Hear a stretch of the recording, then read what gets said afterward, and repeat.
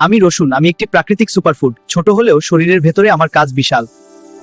আমার প্রাকৃতিক শক্তি ইমিউনিটি বাড়ায়, ব্লাড প্রেসার নিয়ন্ত্রণে রাখে, শরীরকে করি ভেতর থেকে পরিষ্কার। আমি শরীরের রোগ প্রতিরোধ ক্ষমতা বাড়াই, হার্টকে রাখি সুস্থ, রক্তকে করি পরিষ্কার।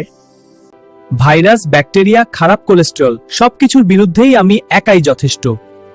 আমি প্রাকৃতিক অ্যান্টিবায়োটিক ও অ্যান্টিঅক্সিডেন্ট, শরীরের টক্সিন দূর করি, ওষুধ ছাড়া শরীরকে সুরক্ষা দিই। রান্নায় বা কাঁচা অবস্থায় রসুন খাওয়া যায়, রক্তে শর্করার মাত্রা নিয়ন্ত্রণে রাখে, ইনসুলিনের কার্যকারিতা বাড়ায়। অতিরিক্ত রসুন খেলে অস্বস্তি হতে পারে। অতিরিক্ত খেলে গ্যাস্ট্রিক, বুকজ্বালা বা রক্তপাতের ঝুঁকি বাড়তে পারে।